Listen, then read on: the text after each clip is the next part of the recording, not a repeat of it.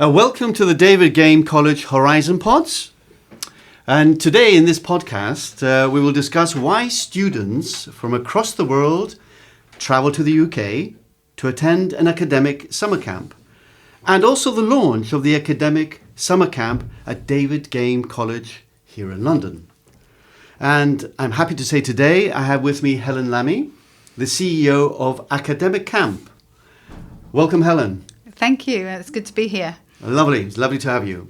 Helen, before we start and go into all my questions and finding out more about the camps, tell me a little bit about yourself as the CEO, a bit about your background and your love for English. Okay.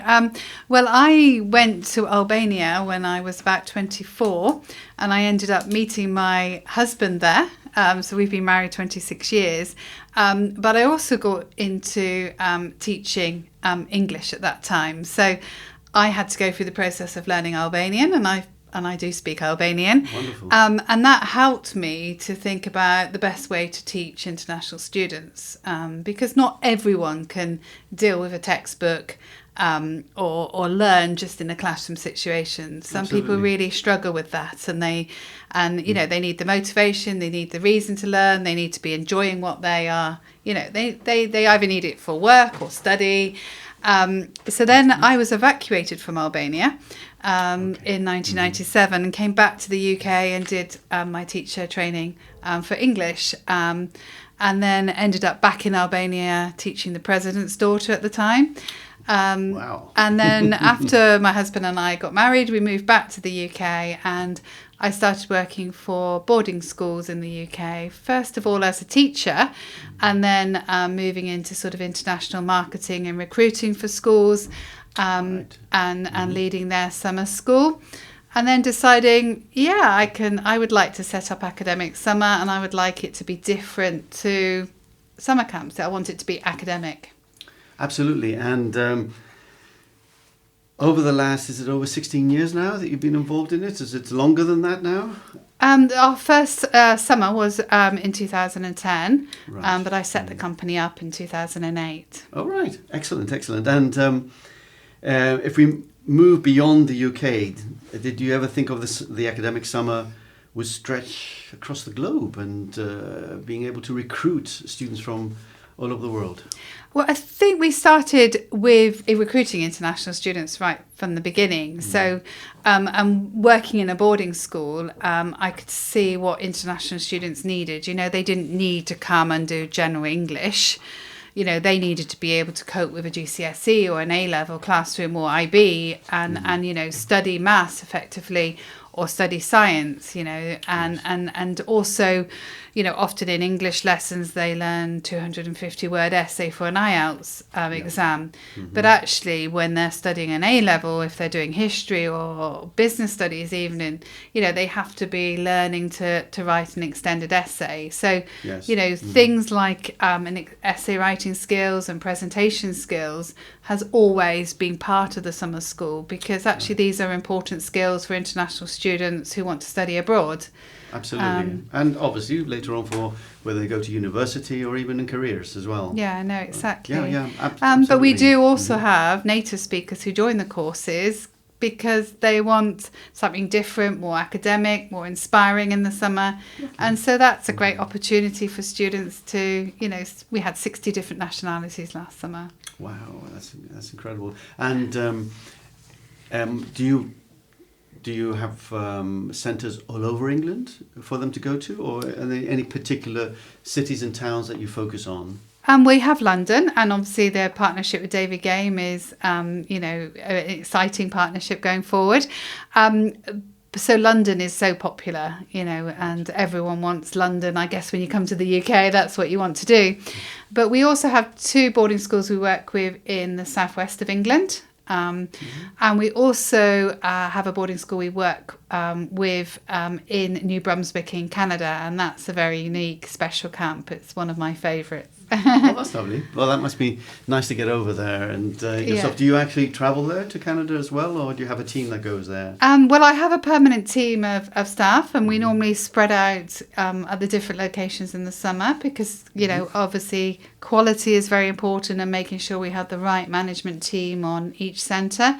But yeah, I have been personally going over to Canada because we run a 2-week course over there. So I normally go over for that course. Yes. But I'm working between the time zones because it's always my telephone that's red hot from all of the locations. Absolutely. It's 24/7 over the summer period. Exactly. You've been involved in international marketing through the boarding school system, and you understand the needs of the students abroad. And why does it make Britain an education centre and attractive for students to come here and not anywhere else in the world? It's changing, I think. To give you an idea, I think the UK have always been popular for study abroad. UK universities are in, the top universities in the world, especially, Oxford, Cambridge, London School of Economics, and international students they strive, they want to go to those universities, and obviously they need those pathway programs like A levels or foundation to achieve what they want to do. So around the world, UK education has got a very good reputation. And A levels especially has it's a way that they can specialize and focus on like the 3 or 4 subjects they want to study. Whereas a lot of the education systems around the world, students are studying 15 to 20 different subjects, and they can't focus on what they really want to do. So that is something special about the UK system in A levels, that they can focus on the route that they want to go. And summer schools are one of those ways in the pathways. It's often the taster. Students will come for a 2-week summer school, and then maybe in a couple of years they come back to do A levels. So it's a whole process in their pathway and their plan. Well, I think that's important because having worked in the international markets as well, I see that a lot of the emphasis is for studying abroad. It's purely put upon the students by their parents from certain cultures and backgrounds, and the parents, you have to be a doctor and you have to go to X university. How do you help the students when they arrive here in order to then focus, say, I want to go to Oxbridge? Do you guide them? Do you have any form of an academic program that would really gear them to be able to understand what life would be if they try to apply to Oxbridge? Well, as part of our summer camps, we have incorporated a program called Be a Leader. And students get a CPD qualification, which is nationally recognised here in the UK. But they focus on key leadership skills. We also have what we call our Meet the Leader talks, where people come in and do lectures on the opportunities. But also part of that, they get access to a portal called My Future Choices. So they do an aptitude and a careers test. And it comes out with a big report for them. They can access this portal when they go home. But they can also explore different universities, look at different degree options for them. I would say our medical program, the reason I started that about 8 years ago was I met so many students who said, like you just said, I want to do medicine, or the parents saying you have to do medicine. And realising that, maybe for some students it's not always the right choice for them, but I've been amazed at the quality of the students we've got on our medical program over the years, and I'm often thinking I can imagine all of these students going on to do medicine, and what a wonderful opportunity to have that 2 weeks to explore if it's for them, to have experience of medical scenarios, to visit a university, to meet real doctors and medical students. to think about medical ethics, for example, and interview practice and how to prepare for medical school. It's really important in their pathway. And for some students, it either confirms that that's the route they want to go, or sometimes, maybe I want to do something different. Something easier. Well, there's nothing easier at university, but yes, the top of which obviously isn't as long as a medical degree. And over the summer period is very busy for you. Very, very busy. And you have so many different courses going on all the time. How do you actually manage this as an operation and to make sure it's successful? Well, I have a really good team of people. They're a lot of them are very experienced in boarding and in education in general. My husband's involved, so he's one of the course directors of one of our Southwest schools. But this team of staff work year round, and we work remotely from home. But we're recruiting during the year. We're preparing for the summer. And I think it's the way you look after people, that you have that loyalty from your staff team. But also they're working from home, so they can take a bit of they can be flexible in hours, but they know the summer is really full on. But I'm confident in the team we have. We always give good staff training. And I'm always contactable. So, an agent knows that they can always phone me, and they know my mobile number, and I feel I'm approachable from all members of our staff. And that is really important in the summer, that people feel that they can reach you and ask you about a problem or discuss a problem, and understanding the students who come. So not immediately disciplining someone hard, but thinking about, what is the reason? What are they struggling with? How can we help them? How can we show that compassion and care, and help them through a difficulty? And what age groups do you kind of try to focus on? Here in London for boarding, our youngest is 14, up to 17 age group. But actually in some of our boarding schools, we take students from age 7. So we have a primary course, which is really nice for those students who they do a range of different subjects, but in a very much more creative play. And again, unlike a language school where they would often say, we just give an English teacher a group of really young students, we employ a primary school teacher. So they know how students learn, and they learn by playing and doing and explore, So our youngest age group is called the Adventurers. Okay. Our age group from age 13, 14 are called the Explorers, because we feel at that time that they want to explore different subjects. They want to try different things. Very good. And then our older age group is the Engagers, because they're ready to focus and engage more deeply and really prepare for their futures. And make their decisions. Exactly. After they leave. Very, very good.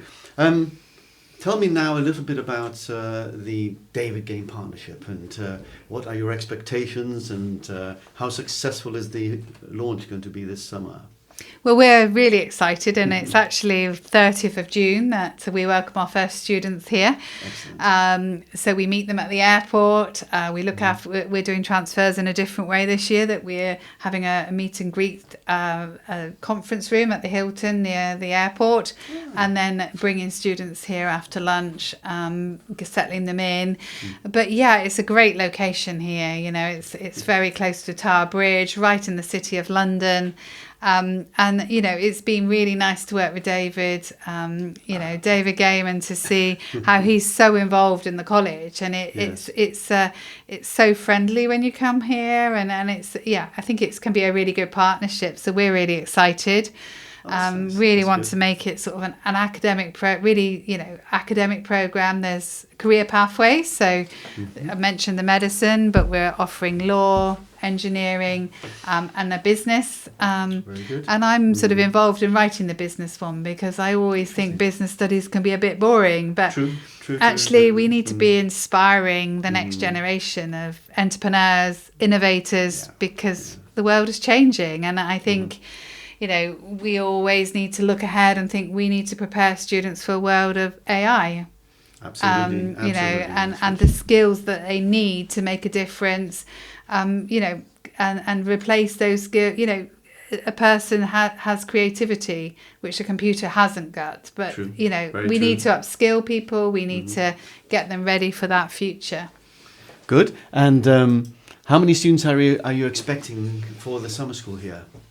We at the moment there are about 40 students booked each week, but yeah, there's still time for recruitment, and we're hoping to be up to about 80 students. Very, very, very, very, very, very good. And The problem often is that we have like a 12 or 13-year-old who's like, I really want to come, and we're like, oh no, sorry, our minimum age is 14.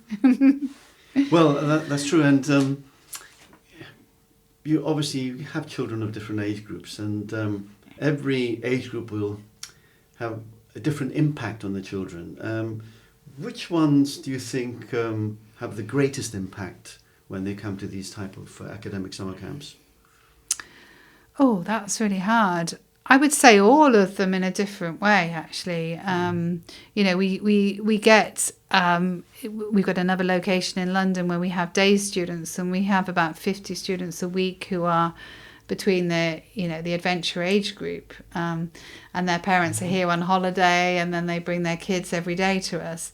You know, and then you're talking about the explorer age group. Again, that is always normally a third of our students are explorers and a third are engagers. So they normally do fit quite neatly into those three age groups, and all three of them get different things from the program. You know, obviously for the adventurers, they have no reservations. They just jump in. Even if they're weak A1 or A2 level of English, by the end of it, they're communicating, they're talking. They don't have that same fear that a teenager would have about, oh, I'm a bit afraid to speak. And that's why we need to be, you know, getting them to study subjects that they enjoy, like maths or science, because then they're actually forgetting about the English and they're becoming more natural. Because actually they do know English. You know, I don't... Everyone nowadays have very good English lessons at home. There's so much on the internet and things. True. Obviously, not everyone feels comfortable in learning that way, but actually, you know, they've all got that base of English, but they need to be in a situation where they're using it, especially for what they want to do in the futures. So, tell me about the life of a student in 1 week of a program from the day they wake up. Do they just have classes, or do they do anything else apart from that during the week? Well, they would wake up, have breakfast in the school, and then they would be going to their first lesson. And if they're on the Engager program, they have 4 lessons, 3 before lunch and then 1 after lunch. If they're on the pathway programs, the career pathways, they have up to 40 hours of learning a week. So it's a little bit more intensive. So some afternoons is involved in that program, and they also have an evening session as well. So it's quite full on, but it's what they're wanting to do and what they want to prepare for. After lessons finish, they would be going and exploring London with us. Obviously, they do that with our camp counsellors, but they really get to know London. And we're in such a wonderful location that they can walk to most of the famous places that there are to see. You know, at weekends they go on trips, and we take them a bit more out of London. So we may go to Brighton or Oxford or Cambridge. We also take them to a West End show during the week. So they're kept really busy. And then in the evenings, they've got a full programme of activities. So, you know, we need to keep them safe. It is the centre of London. So they're always supervised, always looked after. So they can't just wander out in the evening on their own. Yes. You know, they would always be accompanied by a member of staff in the evening. That's very good. And I assume as well, when they're in the boarding facilities, their dormitories and so forth, you then have staff there overnight as well. Yes, house parents, or whichever you, in the English environment too. Yeah, obviously the parents want to see safety and want to make sure their kids are looked after. That's really good. And tell me what your aim is as far as the future is for English, because we had a brief chat beforehand talking about how English language teaching and the methodology is changing. How do you see it progressing in the future? And what tools do you think one will need in the future for your students? Oh, well, it's a good question, because I think we are just at that beginning of the AI technology. And, you know, from what I've been using on AI tools myself, it's just absolutely amazing that you can be on a meeting and you can have a note taker that just instantly gives you the summary of the meeting after you finish. So the skills that people are needing is changing very fast. But I feel that we're at that door, just looking around the corner, to that door opening to something absolutely huge that probably none of us understand at this point. You know, certainly when I started to teach English, I used to be teaching directions and how to order something in a restaurant. I think people would laugh at you if you did that nowadays. True. Because, you know, people are using English, they're watching films, they're using the internet in English, and you know, that's partly where content, language and integrated learning came from, is that, you know, if you're studying a subject like maths that you're interested in and you're good at, then you're not thinking about, oh, did I make a grammar mistake? Absolutely. So most of the students I meet internationally, especially if they're there with their parents, they're quite shy to speak. You know, they don't always have the confidence to speak. So they know English, they read, they can listen and understand English, they can write in English. But it's often that, you know, that expression and being able to, you know, communication side. Communication, yes. And I know, you know, learning a language myself, that, you know, you really know you've mastered that language when you're dreaming in that language, and that is quite hard to get to that level. So the only way you can do it is to comfortably, relaxed way, using the language without thinking about it. And acquisition is such a big part in language learning. But I think, you know, tools for the future, it's you know, the skills. I think sometimes IT skills are really important for the students. You know, I do notice sometimes that international students, or UK students as well, they often don't know how to use basic Excel or Word. And, you know, some of the skills you really do need for study are lacking, because you're very good at surfing the internet, but there are other skills that are important as well. Absolutely, yeah. And I think it's striking a good balance between that, because even for us we're in the education system, we're learning the new processes that we have to adopt in the learning, in the teaching and delivery systems. We're coming close to the end of the podcast now, and I wanted to ask, what message would you like to send to parents who have their children who they may be thinking of sending them abroad, but don't know where to access the right program for their children, or may not even know that there is an academic English program. Most of the programs are English language programs. And activities. Yes.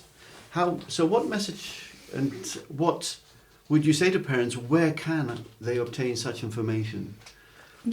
Obviously our website has a lot of detailed information on there, and we as a team are very happy to arrange an online call and answer questions, or to advise of an agent that's local to them, who, you know, they're very they know all of their programs they work with, and they can advise, they can, you know, counsel and advise on the best type of programs.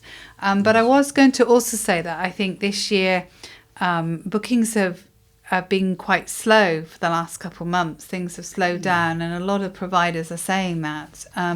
So I don't know if parents are worried this year by the cost of living, you know, maybe also the you know, the world is not such a safe place, is it? We've got wars, uncertainties, and you know, I would say that sending your kid abroad is such an amazing experience.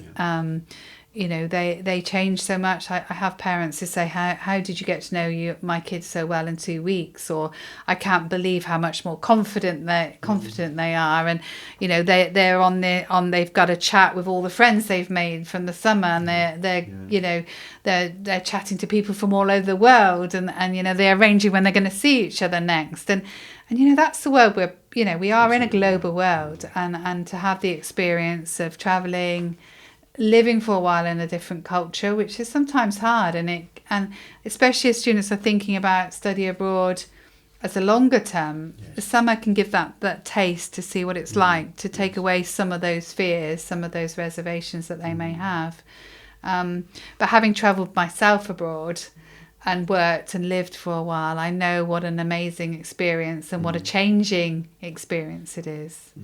Well, very true. And I think the other thing that is important is once parents experience your academic camps, do they actually want to repeat it, and do they continuously send their kids at different ages or every year? Yeah, we have returning students every year, quite a few actually, and a lot of students do come back to us for several years, and then you see them going on to one of our host schools, which is lovely to see.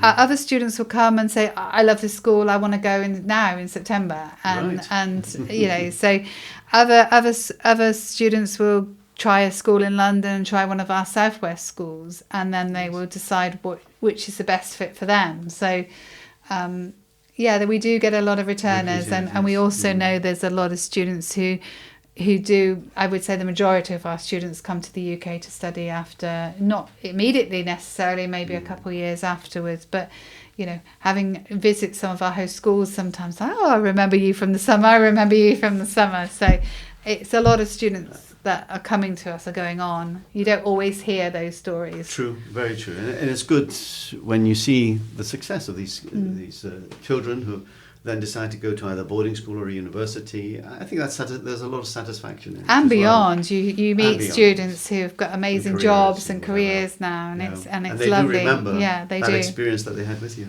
Yeah. No, that's really good. Finally, is there a final message that you want to send to the listeners today?